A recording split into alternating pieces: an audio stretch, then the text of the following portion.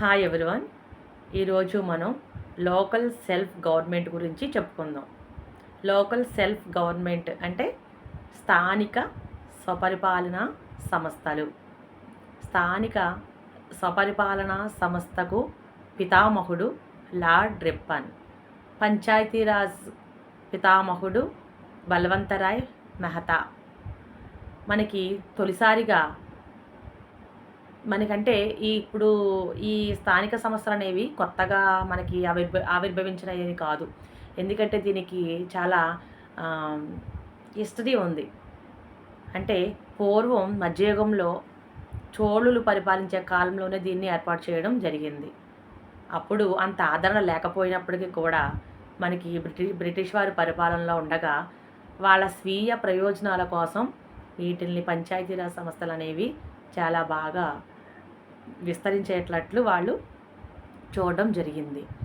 అయితే మన భారతదేశంలో మొదటిసారిగా ఎక్కడ ఎస్టాబ్లిష్ చేశారు ఈ స్థానిక స్వపరిపాలనా సంస్థల్ని అంటే 1957లో మనకి రాజస్థాన్లో మనకి ఈ పంచాయతీరాజ్ సంస్థలు అనేవి ఏర్పాటు చేయడం జరిగింది. మనకి పంచాయతీరాజ్ సంస్థల పితామహుడు అంటే మనకి బల్వంతరాయ్ మెహతా కమిటీ అంటారు. స్థానిక స్వపరిపాలనా సంస్థల పితామహుడు అంటే లార్డ్ రిప్పన్ అంటారు. మనకి ఇది 73 కాన్స్టిట్యూషన్ అమెండ్మెంట్ యాక్ట్ 1992 మనకి రూరల్ గవర్నమెంట్. అలాగే 74 కాన్స్టిట్యూషనల్ అమెండ్మెంట్ యాక్ట్ 1992 మనకి అర్బన్. అలాగే మనకి 93లో మనకి అమలు అవ్వడం జరిగింది. ఇక్కడ మనకి గ్రామ సభ, గ్రామ పంచాయతీ, తర్వాత జిల్లా పరిషత్, మండల పరిషత్, ఇవన్నీ కూడా మనకి స్వపరిపాలనా సంస్థల్లోనూ ఉంటాయి. అంటే ఇక్కడ 3 అంచెల సమితి అంటారు, లేదంటే 3 టైర్స్ అంటారు.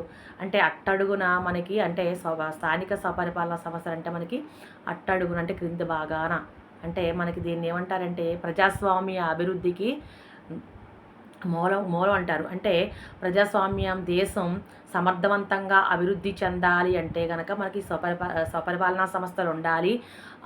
ఈ గ్రామీణాల్లో ఉండే ప్రజలందరూ కూడా సమర్థవంతంగా రాజకీయాల్లో పాల్గొనాలి, పాలన చేపట్టాలి. విజయవంతం అవ్వాలంటే ప్రతి ఒక్కరూ కూడా అంటే ఇక్కడ ప్రతి ఒక్కరు కూడా ఒక శిక్షణ అంటే ఇది ఎలా అంటే ఒక ట్రైనింగ్ స్కూల్ అనేది ఈ పంచాయతీ అనేది పంచాయతీ సంస్థలు అనేవి ప్రతి ఒక్కరికి కూడా ఒక ట్రైనింగ్ స్కూల్ అనేది అని చెప్పబడుతుంది. ఎందుకంటే ట్రైనింగ్ స్కూల్ అని ఎందుకు అంటున్నారంటే ఇక్కడ ప్రతి ఒక్కరు కూడా క్రింది నుండి పైకి ఇక్కడ క్రింది అంటే అట్టడుగు స్థాయి మనకి పంచాయతీరాజ్ సంస్థలు కాబట్టి ఇక్కడ క్రింది స్థాయి నుండే పై స్థాయికి అంటే స్టేట్ అలాగే మనకి యూనియన్ స్థాయికి వెళ్ళాలంటే మనకి ఇక్కడి నుంచే వెళ్ళాలి. అంటే ఇక్కడ పొలిటికల్గా ఇక్కడ చేసిన వాళ్ళు అంటే ప్రతి ఒక్కరికి కూడా ఒక డిసిప్లిన్ అంటే ఏంటో తెలుస్తుంది, సహాయక చర్యలు అంటే ఏంటో తెలుస్తుంది. అలాగే ప్రజల గురించి ఆలోచించే విధానము కానీ, ప్రజలకు సేవలు చేసుకునే విధానం కానీ, వాళ్ళతో మాట్లాడే తీరు కానీ, వాళ్ళ యాటిట్యూడ్ కానీ, బిహేవియర్ కానీ ప్రతిదీ కూడా అంటే లీడర్షిప్ క్వాలిటీస్ అన్నీ కూడా మనకి ఈ క్రింది స్థాయిలో ఉన్న ఈ పంచాయతీల్లోనే ప్రతి ఒక్కరికి కూడా ఇక్కడ ఒక సెక్షన్ అనేది ఏర్పాటు అవుతుంది. కాబట్టి ఇక్కడ నాయకులుగా ఎవరైతే ఉంటారో వాళ్ళు రేపొద్దుట స్టేట్ గవర్నమెంట్లో కానీ యూనియన్ గవర్నమెంట్లో కానీ వాళ్ళు అక్కడ అధికారులుగా ఉండడానికి చాలా సులభతరంగా ఉంటుంది అని చెప్పేసి చెప్పడం జరుగుతుంది. అయితే ఈ పంచాయతీరాజ్ సంస్థని 3 టైర్స్ అంటారు. అంటే మనకి చూడండి పూర్వం మనకి వేదాలు ఉన్నాయి, ఋగ్వేదము, యజుర్వేదము, సామవేదము, అలాగే అథర్వణ వేదము. ఈ ఫస్ట్ ఋగ్వేదము ఉంది కదా, ఋగ్వేదములోను సభ సమితి అని 2 అంశాలు ఉన్నాయి. అంటే ఈ సభ సమితి అనే ఈ 2 అంశాలు కూడా మనకి గ్రామ పంచాయతీలకి స్వరూపాలు అని చెప్పచ్చు. అంటే మనకి దాంతో పోల్చడం జరిగింది. ఇక్కడ 3 అంచెల సమితి లేదంటే 3 టైర్ అనేసి మనకి ఇక్కడ చెప్పడం జరుగుతుంది గ్రామ పంచాయతీల్ని. అంటే మొదటిది గ్రామ పంచాయతీ, రెండవ స్థాయిలో అంటే గ్రామ స్థాయిలో గ్రామ పంచాయతీలు, మండల స్థాయిలో మండల పరిషత్తు, జిల్లా స్థాయిలో జిల్లా పరిషత్తు. ఈ 3 కూడా మనకి చాలా ముఖ్యమైన రోల్ అనేది పోషిస్తున్నాయి. అంటే ఈరోజు మనం గ్రామ పంచాయతీ గురించి చెప్పుకుందాం. గ్రామ పంచాయతీలు ఎవరుంటారు? సర్పంచ్ ఉంటారు, అలాగే డిప్యూటీ ఉప సర్పంచ్ ఉంటారు, నెక్స్ట్ కార్యదర్శి అంటే సెక్రటరీ గారు ఉంటారు, వార్డ్ మెంబర్లు కూడా ఉంటారు. వీళ్ళందరితోనే మనకి ఇక్కడ గ్రామ పంచాయతీ అనేది ఏర్పాటు అవుతుంది.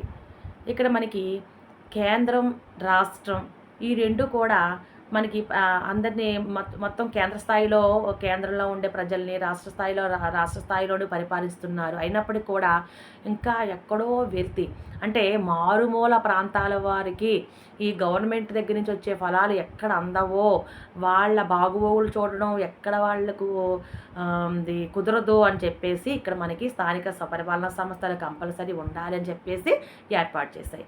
అలాగే రాజ్యాంగం కూడా ఈ లోకల్ గవర్నమెంట్ విషయాన్ని పూర్తిగా రాష్ట్రం, కేంద్రం మీదే అక్కడ వదిలిపెట్టేసింది. ఇక్కడ మనకి ఆర్టికల్స్ 243 టు 243 వరకు కూడా మనకి ఇక్కడ కాన్స్టిట్యూషన్లో చెప్పబడుతుంది లోకల్ గవర్నమెంట్ గురించి. అంటే ఇక్కడ గ్రామ సర్పంచ్కు ఉండే అధికారాలు ఏంటి, ఆయనకున్న విధులు ఏంటి, అలాగే సెక్రటరీకి ఉండే విధులు ఏంటి, అసలు గ్రామ పంచాయతీలు అనేవి ఎంతమంది జనాభా ఉంటే ఏర్పాటు చేసుకోవాలి, అసలు అక్కడ ఎంతమంది జనాభా ఉండాలి, ఎంతకు తక్కువ ఉండకూడదు, ఎంతకు ఎక్కువ ఉండకూడదు, ఇవన్నీ కూడా మనం ఈరోజు తెలుసుకోవచ్చు.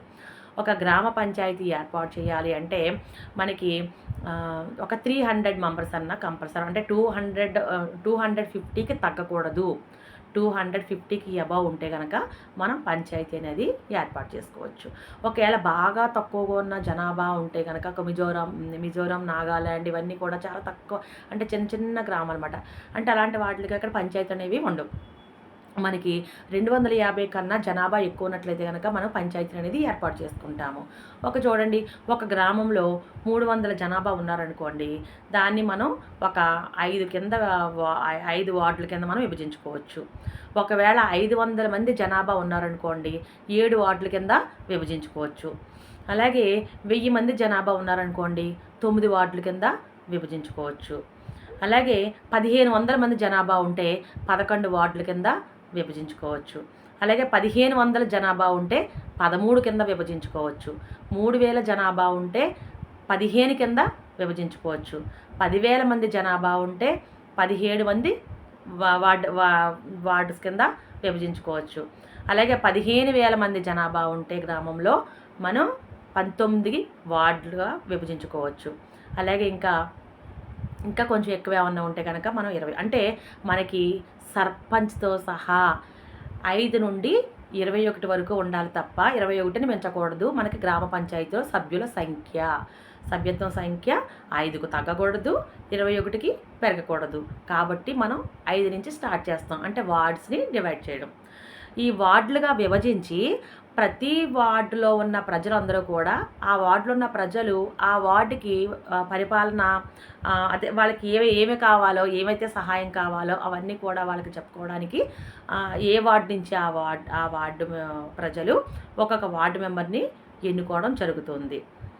అయితే ఇక్కడ మనకి సర్పంచ్కి ఉండే క్వాలిఫికేషన్స్ ఏంటి, సర్పంచ్కి ఈ విధమైన క్వాలిఫికేషన్స్ ఉండాలి అనేసి ఎక్కడ రాజ్యాంగంలో రాయబడలేదు. ఎమ్మెల్యేకి ఏమైతే క్వాలిఫికేషన్స్ ఉండాలో అవే సేమ్ క్వాలిఫికేషన్స్ ఇక్కడ మనకి సర్పంచ్కి కూడా ఉండాలి. అంటే భారతీయ పౌరుడై ఉండాలి, 21 సంవత్సరం నిండిన వాడై ఉండాలి.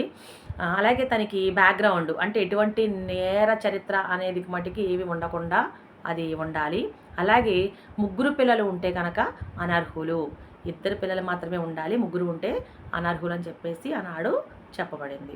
ఈ రకంగా ఈ క్వాలిఫికేషన్స్ ఉంటే ఎవరైనా కానీ సర్పంచ్ పదవికి పోటీ చేయొచ్చు. అలాగే షెడ్యూల్ కులాల వారికి, షెడ్యూల్ తెగల వారికి, అణగారిన వర్గాల వారికి, అల్పజన సంఖ్యల వారికి అందరికి కూడా కొంతమంది స్త్రీలకి కొన్ని వర్గాలుగా ఇక్కడ మనకి ఇవ్వడం జరిగింది. అంటే కొన్ని ఈ స్థానిక స్వపరిపాలనా సంస్థల్లో కొన్ని విభాగాలు వాళ్ళకి కేటాయించడం అనేది జరిగింది. అయితే ఇక్కడ మనకి రాష్ట్ర ఎన్నికల సంఘం కమిషనర్ ద్వారా మనకి ఇక్కడ రాష్ట్ర ఎన్నికలు అనేవి జరుగుతూ ఉంటాయి. అందులో మనకి ఈ వాటర్ రిజిస్టర్లో ఎవరైతే ఉన్నారో గ్రామ ప్రజలు వాళ్ళందరూ కూడా ఇక్కడ సర్పంచ్ని ఎన్నుకోవడం జరుగుతుంది. అలాగే ఈ సర్పంచ్ తర్వాత ఈ వార్డ్ మెంబర్స్తో కలిపి అన్ని వార్డ్స్లో మెంబర్లోని ఒకరిని ఉప సర్పంచ్గా ఎన్నుకోవడం జరుగుతుంది. అలాగే ఇక్కడ ప్రజల చేత నియమింపబడిన వ్యక్తి సర్పంచ్ అయితే రాష్ట్ర ప్రభుత్వ అధికారుల చేత నియమించబడిన వ్యక్తి సెక్రటరీ గారు. ఈ విధంగా ఇక్కడ పంచాయతీ అనేది ఏర్పాటు చేయబడుతుంది. ఇక్కడ 3 అంచెల సమితి లేదంటే 3 టైర్స్ అని చెప్పేసి ఇక్కడ మనకి చెప్పబడుతుంది. ఎందుకంటే మనకి అంతా కూడా ఇక్కడ గ్రామ సర్పంచ్, అలాగే మనకి వార్డు మెంబర్లు, తర్వాత సెక్రటరీ గారు, ఈ ముగ్గురు మీద మనకి ఇక్కడ సంస్థలు అనేవి కొనసాగుతూ ఉంటాయి. అయితే ఇక్కడ సర్పంచ్కు ఉండే అధికారాలు ఏంటి, ఏముంటాయి చూద్దాం. సర్పంచ్ అనేవారు మనకి గ్రామ సభ అనేది ఏర్పాటు చేయాలి. అంటే సంవత్సరానికి 3 సార్లైనా కనీసం ఏర్పాటు చేయాలి. లేదు అంటే అట్లీస్ట్ 2 టైమ్స్ అన్నా మనకి ఇక్కడ ఏర్పాటు చేయాలి కంపల్సరీ. అందులో ప్రప్రథమంగా ఏప్రిల్ 24 అంటే మనకి ఆ రోజు గ్రామ సభ డే అంటారు. కాబట్టి ఆ రోజు ఏప్రిల్ 24 ఏర్పాటు చేయాలి. అలాగే అక్టోబర్ 3 కూడా కంపల్సరీ చేయాలి. తర్వాత మిగతా ఈ గ్రామ ప్రజలు వాళ్ళకి అవకాశాలను బట్టి ఒకవేళ సమావేశాలను ఏర్పాటు చేసుకోవాలంటే వాళ్ళ కోరిక మేరకు ఏర్పాటు చేసుకోవచ్చు. ఈ రకంగా గ్రామ సభని ఏర్పాటు చేస్తారు. అలాగే తమిళనాడు రాష్ట్రంలో అయితే సంవత్సరానికి 6 సార్లు గ్రామ సభను అనేది పెడతారు. ఇంకా కొన్ని రాష్ట్రాల్లో ఒక్కొక్క రకంగా అంటే 2కి తక్కువ కాకుండా 3కి ఎక్కువగానే పెడుతూ వాళ్ళు గ్రామ సభ అనేవి ఏర్పాటు చేసుకోవడం జరుగుతుంది. అంటే రిపబ్లిక్ డే రోజున కంపల్సరీ ఏర్పాటు చేసుకుంటారు వాళ్ళు. అలాగే ఇండిపెండెన్స్ డే రోజున కూడా కంపల్సరీ ఏర్పాటు చేయడం జరుగుతుంది గ్రామ సభ. అలాగే లేబర్స్ డే, కార్మిక దినోత్సవం నాడు కంపల్సరీ ఉంటుంది. తర్వాత మనకి ఏప్రిల్ 24న తర్వాత గాంధీ జయంతిని కూడా కంపల్సరీ పెట్టడం జరుగుతుంది. ఇలాగ ఇయర్కి ఒక 6 టైమ్స్ అన్నా కానీ గ్రామ సభని ఏర్పాటు చేయడం జరుగుతుంది. అలాగే మనకి ఏం చెప్తున్నారంటే అట్లీస్ట్ 2 సార్లు అయినా కానీ పెట్టాలి. అంటే 3 సార్లు ఉండాలి కంపల్సరీ, 2 సార్లైనా ఏర్పాటు చేయాలి అంటున్నారు. అట్లీస్ట్ 2 సార్లు అంటే పలానా పర్టికులర్గా ఈ డేట్స్ని అనేది ఏర్పాటు చేయాలని చెప్పేసి అక్టోబర్ 3, ఏప్రిల్ 24న కంపల్సరీ ఏర్పాటు చేయాలి అని చెప్పేసి చెప్తున్నారు. అయితే ఈ గ్రామ సభ ఏర్పాటు చేసిన తర్వాత అక్కడ గ్రామంలో ఉండే పెద్దలందరూ కూడా వాళ్ళకు ఉన్న సమస్యలు ఏమైనా ఉంటే కనుక వాళ్ళు వినిపించుకుంటారు. ఆ సమస్యలకి సమాధానం ఆన్సర్ చేయాలి గ్రామ సర్పంచ్. వాళ్ళకి ఏవైతే సమస్యలు ఉన్నాయో ఆ సమస్యలన్నీ కూడా ఆయన తీర్చే విధంగా అక్కడ పరిపాలన అనేది చేపడతారు. అలాగే మనకి ఇక్కడ వార్షిక బడ్జెట్ కానీ తర్వాత వార్షిక ఆడిట్ చేయించడం కానీ ఇవన్నీ కూడా చేసిన తర్వాత ఆ పరిపాలన నియంత్రణ అనేది ఎలా ఉందో అని చెప్పేసి సెక్రటరీ గారు ఇవన్నీ కూడా అక్కడ రికార్డులు అనేవి కూడా అన్నీ కూడా భద్రపరుస్తూ ఉంటారు. అలాగే గ్రామ సభ ఎప్పుడు పెడుతున్నారో అప్పుడు అజెండా ప్రిపేర్ చేసి అక్కడ సలహాలు సూచనలు డేట్ ఖరారు చేయమని చెప్పేసి సూచనలు ఇవ్వడం జరుగుతుంది సర్పంచ్. అయితే ఇవన్నీ కూడా అక్కడ పరిపాలన విధి నిర్వహణ అవన్నీ కూడా రికార్డులన్నీ కూడా భద్రపరుస్తూ ఉంటారు సెక్రటరీ గారు. ఇవన్నిటి మీద కూడా నియంత్రణ కలిగి ఉంటారు సర్పంచ్. ఇవన్నీ కూడా అబ్జర్వ్ చేస్తూ ఉండడం జరుగుతుంది. అలాగే ప్రతిదీ కూడా గ్రాంట్స్ ఏమొస్తున్నాయి, గ్రాంట్స్కి ఏం కావాలి అవన్నీ కూడా అప్లికేషన్ పెట్టడము సెక్రటరీ గారు. అలాగే ప్రతిదీ కూడా సర్పంచ్ గారు ఏవైతే విధులు అక్కడ అప్పగించారో అవన్నీ కూడా అవన్నీ కూడా సమర్థవంతంగా అన్నీ ప్రాపర్గా జరుగుతున్నాయా లేదా అని అన్నీ చెక్ చేయడం ఇవన్నీ కూడా చేసే విధి సెక్రటరీ గారు అయితే ఈ సర్పంచ్ గారు ఏం చేస్తూ ఉంటారు, ఇక గ్రామ సభలను ఏర్పాటు చేస్తూ ఉంటారు. గ్రామ సభలో ఉండే పెద్దలకి వాళ్ళు అడిగిన క్వశ్చన్స్కి ఆన్సర్ చేస్తూ ఉంటారు. వాళ్ళకి ఏమైనా సమస్యలు వచ్చినప్పుడు వాళ్ళ సమస్యలకి తీర్చే విధానంలో ఆయన పరిపాలన కొనసాగిస్తూ ఉంటారు. ఈ విధంగా చేయబడుతుంది. అలాగే సెక్రటరీ గారు ఇంకేంటంటే ఇంకా మిగతా విభాగంలో ఉన్న వాళ్ళకందరికీ కూడా ఏవైతే విధులు ఉన్నాయో ఆ విధులు కూడా అప్పచెప్పడం జరుగుతుంది. అలాగే ఇక్కడ గ్రాంట్స్ మనకి నిధుల కాడికి వచ్చేసరికి కేంద్రం అలాగే రాష్ట్ర ప్రభుత్వము నిధులనేది ఇక్కడ మంజూరు చేస్తూ ఉంటుంది. అలాగే ఆర్థిక సంఘం సిఫార్సు మేర కూడా కేంద్రం గ్రాంట్స్ ఇక్కడ మనకి రిలీజ్ చేస్తుంది. అలాగే మనకి కేంద్ర ప్రభుత్వం నుండి ఏమైతే ఇక్కడ ప్రజానీకానికి ప్రభుత్వ పథకాల నిమిత్తం ఏమైతే ఉన్నాయో ఆ ప్రభుత్వ పథకాలకి ఎవరైతే అర్హులో వాళ్ళకందరికి కూడా ఇక్కడ మనకి పథకాలు అందజేయడం జరుగుతుంది. దాని నిమిత్తం గ్రాంట్స్ అనేవి మంజూరు అవుతూ ఉంటాయి. ఇంకా మనకి పన్నుల విషయానికి వస్తే మనకి అమ్మకం పన్ను, మార్కెటింగ్ పన్ను, వ్యవసాయం పన్ను, అలాగే మనకి సినిమా థియేటర్ల పన్ను, కుళాయి పన్ను, తర్వాత ఇంకా వర్తక వ్యాపారుల పన్ను, వీధి వ్యాపారుల పన్ను, ఇలాగా మనకి చాలా పన్నుల రూపంలో ట్యాక్సెస్ రూపంలో మనకి ఇక్కడికి పంచాయతీకి కడుతూ ఉంటారు. అంటే ఇవి తర్వాత రాష్ట్ర కేంద్ర ప్రభుత్వం పంపించిన గ్రాంట్లు ఇవన్నీ కూడా ఇవన్నిటిలోంచి కూడా అక్కడ మనకి సెక్రటరీ గారికి శాలరీ అనేది కూడా తీసివ్వడం జరుగుతుంది సర్పంచ్ గారు. అయితే ఈ విధంగా మనకి ఇక్కడ ఈ రోల్ అనేది ఇక్కడ చాలా పాటిస్తూ ఉంటున్నారు.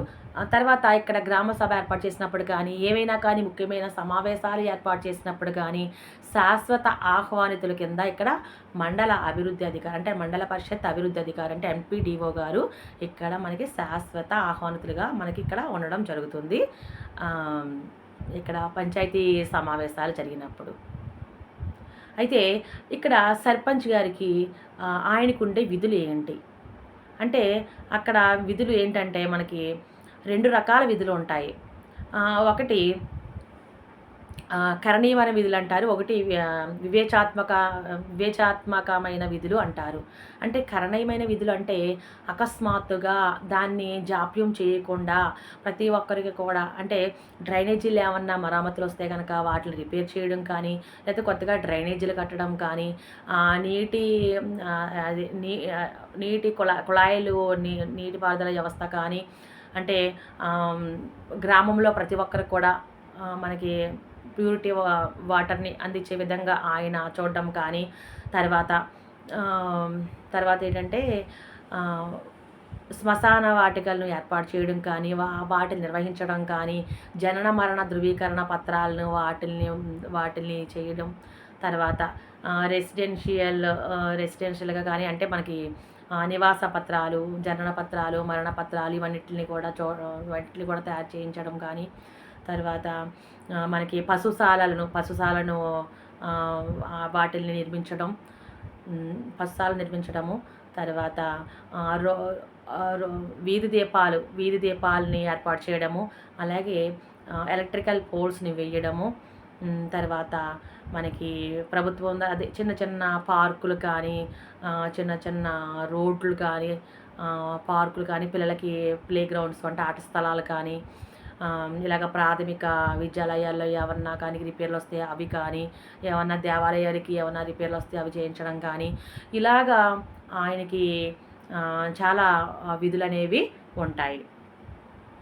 మనకి ఈ విధులు అనేవి మనకి 11th కాన్స్టిట్యూషన్లో 11th షెడ్యూల్లో మనకి ఈ విధులు అనేది ఏర్పాటు చేయడం జరిగింది. అయితే మనకి మరి వివేచాత్మకమైన విధులు అంటే ఏంటంటే ఇక్కడ ఆర్థిక వనరులు అక్కడ పైన ఏంటంటే ఆర్థిక వనరులతో సంబంధం లేకుండా అంటే మనకి జాప్యం కలగకుండా చేసే విధులు అండి అవన్నీ కూడా కరణీయమైన విధులు. ఇక్కడ మనకి ఇక వివేచాత్మక విధులు అంటే డిస్క్రిషనరీ అయిన ఫంక్షన్స్ అంటే ఏంటంటే ఇక్కడ మనం ఏం చేస్తారు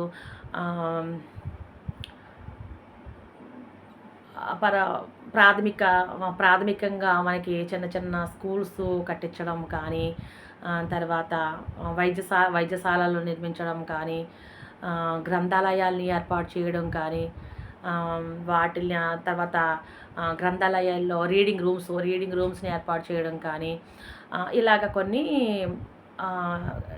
ఈ విధుల్లోకి యాడ్ అవుతాయి. అయితే ఈ రకంగా ఆయనకి సర్పంచ్కి గణనీయమైన విధులు ఉన్నాయని చెప్పేసి మనం చెప్పచ్చు. అంటే చాలా రకమైన విధులు అంటే ప్రతిదీ కూడా సమాజంలో ప్రతి ఒక్కరిని కూడా ఉద్దేశించి వాళ్ళందరికీ కూడా ఎప్పుడు కూడా అందుబాటులో ఉండేలాగా వాళ్ళు ఎనీ టైం ఏదైనా కానీ సమస్య వస్తే ఆ సమస్యలన్నింటినీ కూడా ఎలవేళలా ఈ సర్పంచ్ అనేవారు చూడడం జరుగుతుంది. అంటే వాళ్ళకి వెంటనే వాళ్ళు అడిగిన వెంటనే వాళ్ళకి ఏ సమస్య వచ్చినా కానీ వెంటనే ఏర్పాటు చేయడం జరుగుతుంది. అయితే మరి సర్పంచ్కి రిమూవ్ అనేది ఈ విధంగా ఉంటుంది. అంటే సర్పంచ్ తొలగించడం ఈ విధంగా ఉంటుంది. సర్పంచ్ని తొలగించడం అది ఎవరు తొలగించరు, కానీ ఆయన ఒకవేళ ఏమన్నా అక్కడ గ్రాంట్స్గా ఈ ట్యాక్స్ ఇవన్నీ వస్తూ ఉంటాయి కదా, గ్రాంట్స్ అవి రిలీజ్ అవుతాయి కదా, ఇవన్నీ కూడా ఆయన ఏమైనా దుర్వినియోగం చేసినట్లయితే కనుక, ఆయన మీద ఏమైనా నేరం మోపినట్లయితే కనుక అక్కడ మనకి ఆయన్ని రిమూవ్ చేయడం జరుగుతుంది. జిల్లా పరిషత్ అధికారి రిమూవ్ చేయడం జరుగుతుంది. రాష్ట్ర ప్రభుత్వం జిల్లా కలెక్టర్ గారు అక్కడ ఆయన తొలగించడం జరుగుతుంది. లేదా ఒకవేళ సర్పంచ్ గారే ఒకవేళ ఆయన మానేయాలి అనుకుంటే కనుక అప్పుడు జిల్లా పరిషత్ అధికారికి ఆయన ఒక రాజీనామా లేఖ రాసి ఇచ్చి ఆయన విరమించుకోవచ్చు.